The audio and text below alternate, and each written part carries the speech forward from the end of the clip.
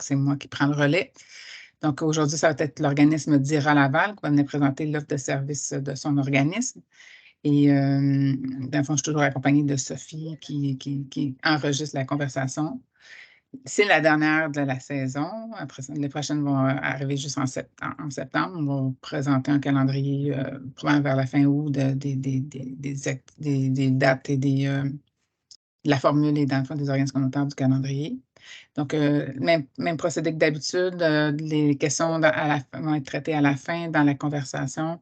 Je vais les prendre et je vais les poser à Francine. Donc, Francine, je te laisse aller maintenant. Merci. Merci. Alors, bonjour tout le monde. Je voulais faire un petit bonjour spécial à ma petite belle-fille qui est là. Bonjour, Émilie, qui m'a donné une belle petite poupée, une belle petite fille qui s'appelle Alexis. Merci.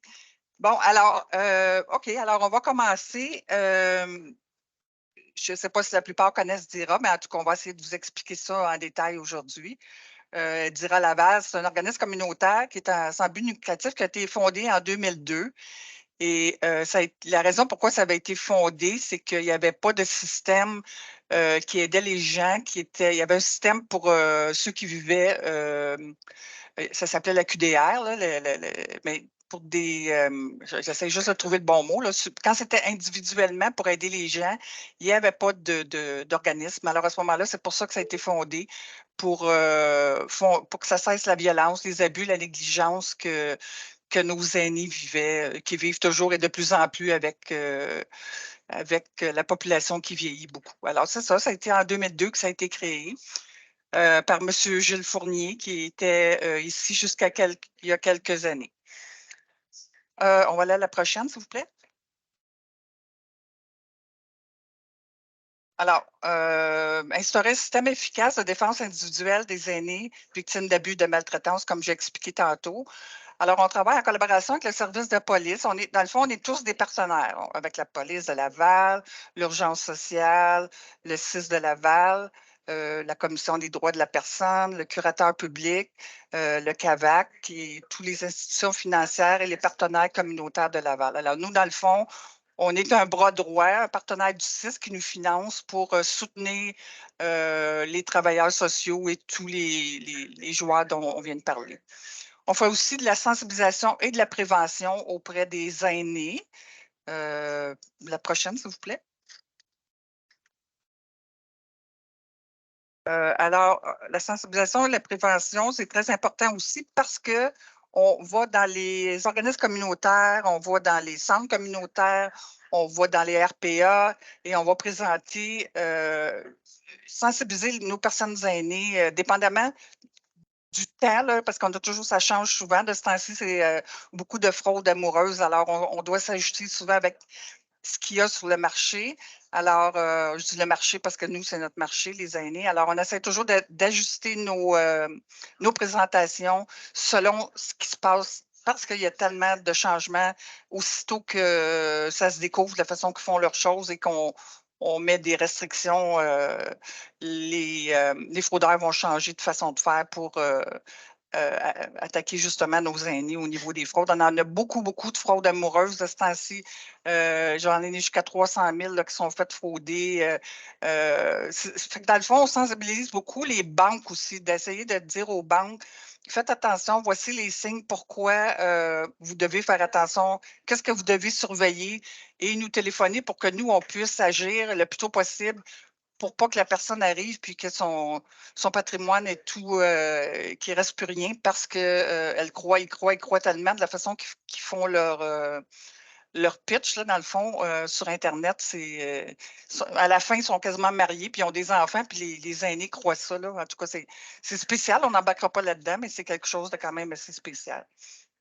Alors, ici, on parle d'offres de présentation dans les résidences, comme je disais, les organismes communautaires, les institutions financières. Les institutions financières, j'en ai fait beaucoup depuis 2 ans, 3 ans.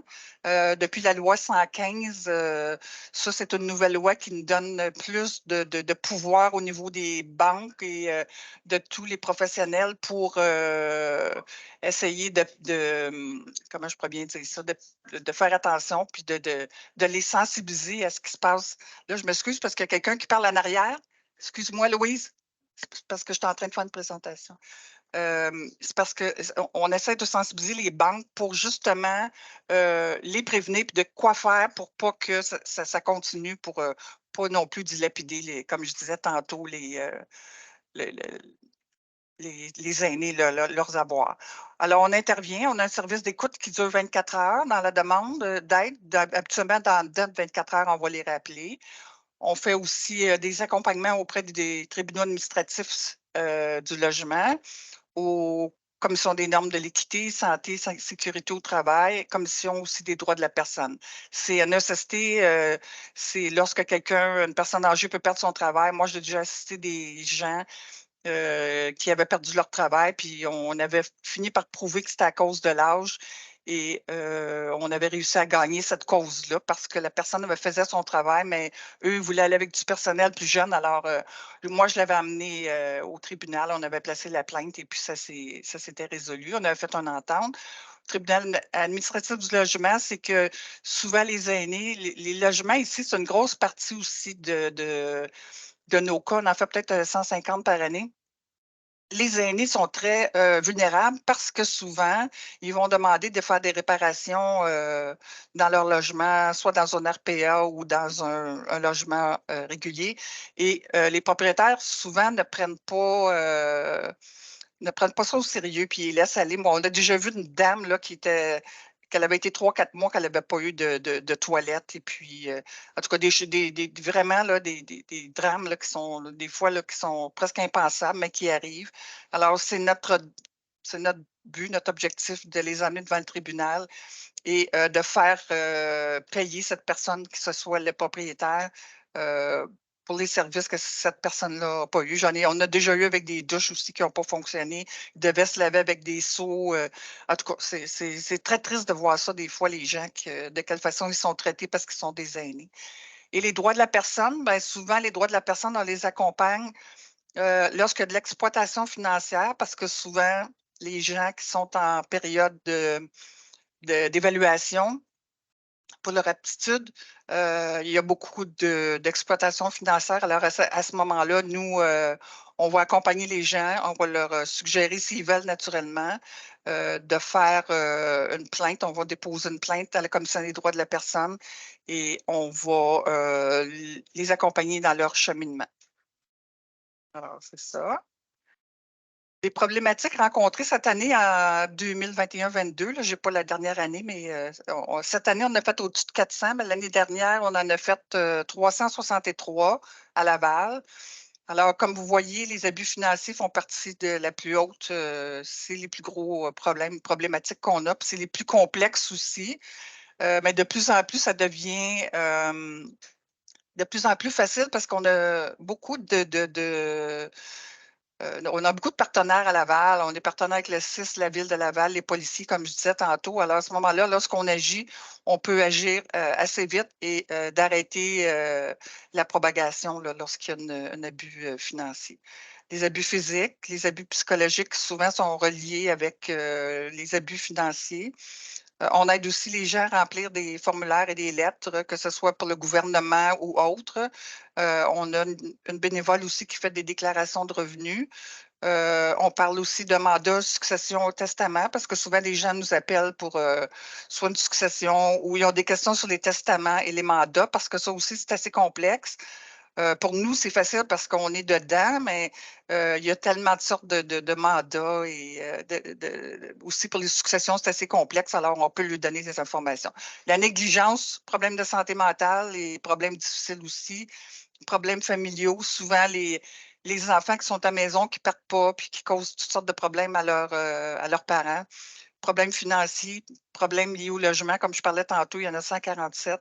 Des soins requis, maintien à domicile. Souvent, les gens qui ont besoin des soins à domicile, alors on les accompagne pour faire la demande, violation des droits et autres sujets. Là, dans l'autre, on voit les femmes, d'habitude, c'est eux autres qui dénoncent le plus versus les hommes. Et on voit aussi à 80 ans, c'est là que la vulnérabilité des aînés devient de plus en plus. Il faut faire vraiment attention parce qu'ils sont vulnérables, ne sortent pas, ils ont de la misère. Souvent, ils commencent à avoir des problèmes cognitifs. Alors, c'est une des raisons pourquoi que c'est la catégorie d'âge où est-ce qu'on a le plus de cas parce que la vulnérabilité fait beaucoup monter là, les cas dans cet âge-là. Ensuite, les autres, là, on voit, il y en a de moins en moins, mais souvent, à 50-59, on peut avoir des gens aussi qui sont vulnérables, mais pas à cause de l'âge, à cause de soit de problèmes qui ne sont pas capables de sortir, sont dans une chaise roulante, qui ont de la sclérose en plaques ou différentes sortes de maladies qui peuvent les rendre aussi incapables de s'occuper d'eux. Alors, ça aussi, on s'occupe d'eux à ce moment-là.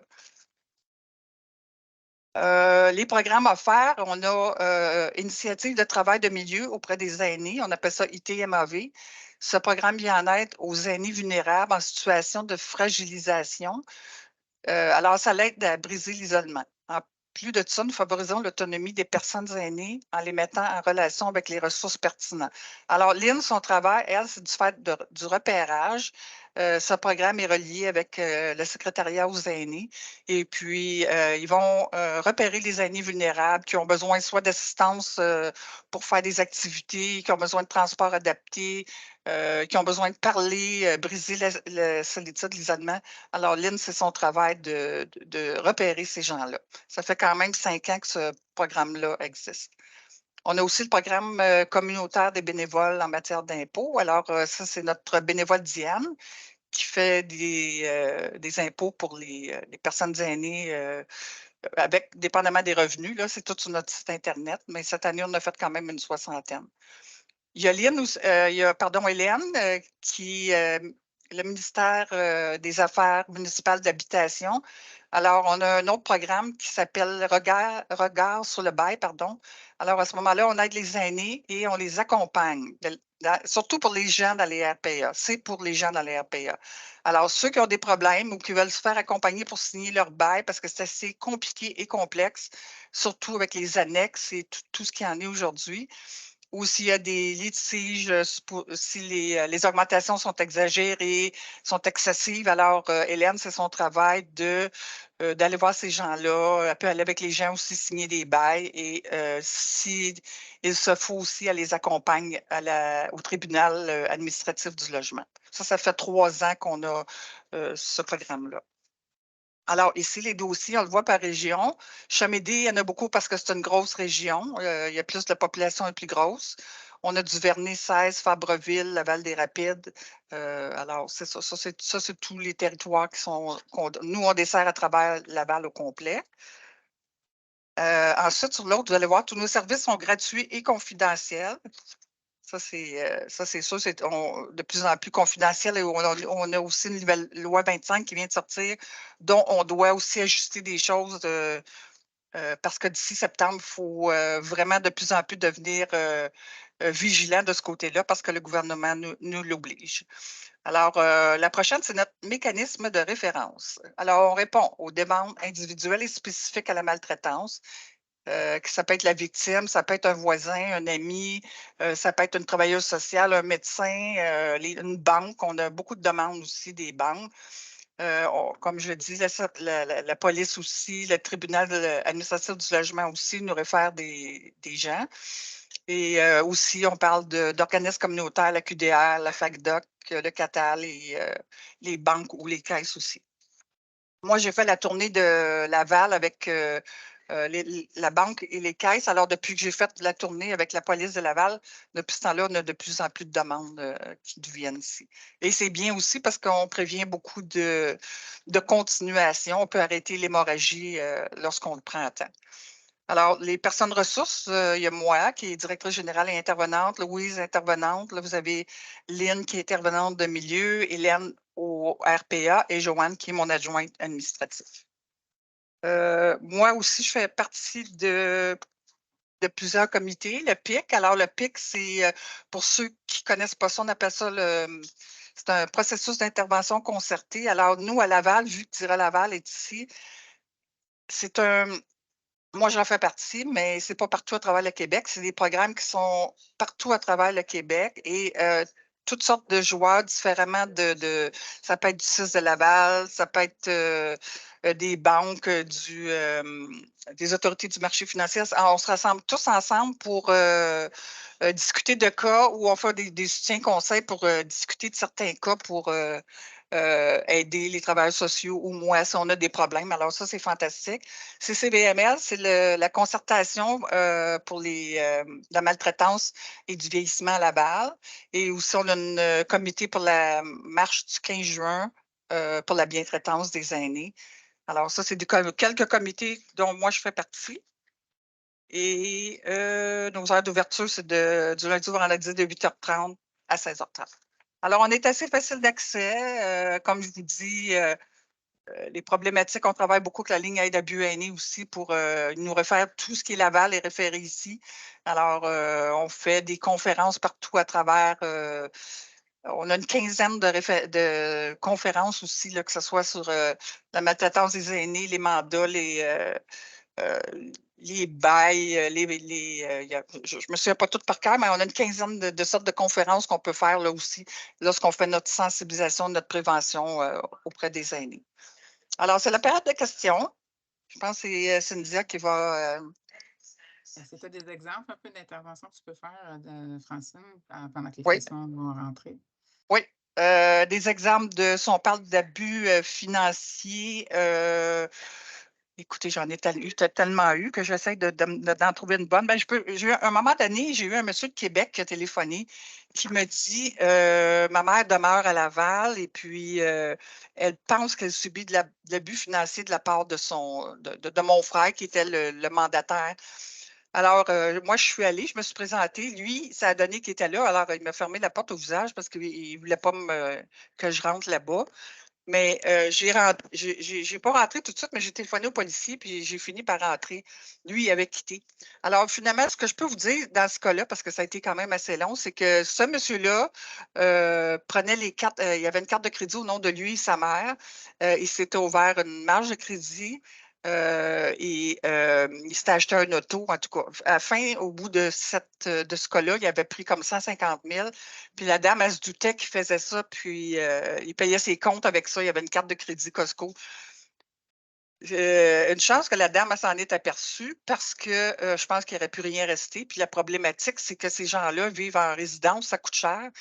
Et puis, il faut prévenir aussi ça pour que la dame puisse continuer à payer son loyer puis continuer de vivre quand même. Alors, ça a été un cas qui a été. La madame, elle l'a enlevé de son testament. Il a été accusé aussi. Elle l'a accusé aussi tantôt quand on parlait des droits de la personne. Elle a porté accusation contre lui, les droits de la personne. Et puis, il a été reconnu coupable puis il a dû remettre l'argent. À sa mère. Fait que ça a été assez dramatique pour la pauvre dame parce que c'était quand même son fils. J'en avais un autre elle est en maison, a commencé HSLD. Il y avait peut-être 10 personnes dans cette maison-là. J'ai reçu un appel un jour du propriétaire qui me dit Madame, cette dame-là, je vais être obligée de la mettre à la porte. Fait que là, j'ai dit ben, qu'est-ce qui se passe, monsieur? Pourquoi vous voulez faire ça? Il dit Ça fait 7 mois qu'elle n'a pas payé son loyer.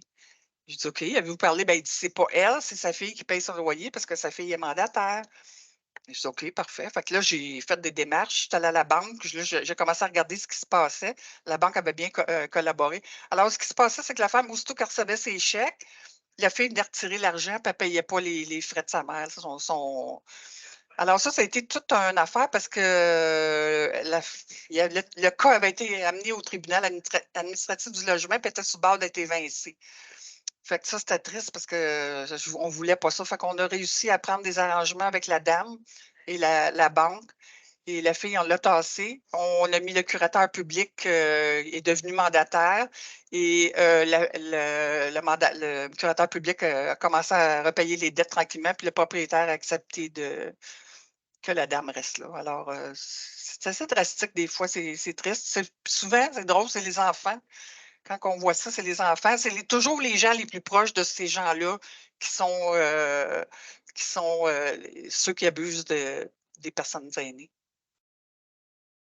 Francine, est-ce que des questions pour les participants à la présentation? C'est ça que j'ai trop bien fait ça ou il n'y en a pas. Mais tout ce que je peux dire, c'est que soyez très à l'aise lorsqu'il y a quelque chose qui se passe parce que Nous, on est impliqués vraiment à beaucoup de niveaux. Là. Je ne vais pas parler de tout parce que c'est trop long, là. Mais aussitôt qu'il y a une problématique avec un aîné, puis qu'il veut être accompagné, qu'il a besoin d'aide, qu'il a besoin d'informations, qu'il a besoin de références, on est là, on va les accompagner, on le fait. On a des partenaires incroyables, on travaille avec la police, urgence sociale. Fait qu'aussitôt qu'il y a des choses, nous, on est vraiment là pour les diriger, pour les amener à la bonne place. On a les contacts avec les banques, c'est la même chose. Alors, j'aimerais ça que les aînés comprennent des fois qu'on est là pour les aider, qu'on n'est pas là pour... parce que on peut comprendre aussi quand c'est les enfants, c'est difficile de dénoncer, mais en tout cas, on essaie de les sensibiliser à ça. On va à leur rythme selon ce qu'eux sont confortables avec ça et on essaie de leur faire le plus possible pour qu'ils restent autonomes. Mais souvent, lorsque on arrive en situation d'autonomie, des fois, c'est un petit peu plus difficile. Les services sont offerts en différentes langues, Francine? Oui, oui, oui. Anglais, français. Là, le reste, de plus en plus, on essaie de travailler avec. C'est difficile à Cynthia, tu le sais.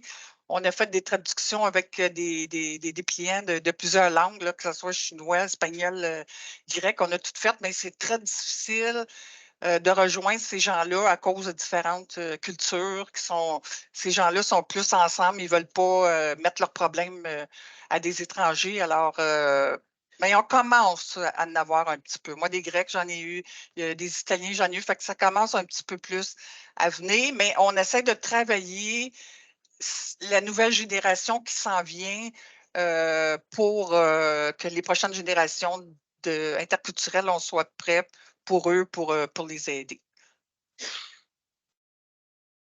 Non, il semblerait qu'il n'y C'est ait pas tout. d'autres questions vraiment. Parfait. On va croire que tu étais clair et que ou bien tes services sont déjà assez bien connus. Oui, c'est ça. Ben, merci à tout le monde. Merci d'avoir été présent. Ça m'a fait plaisir. Et puis, je vais souhaiter une belle été à tout le monde.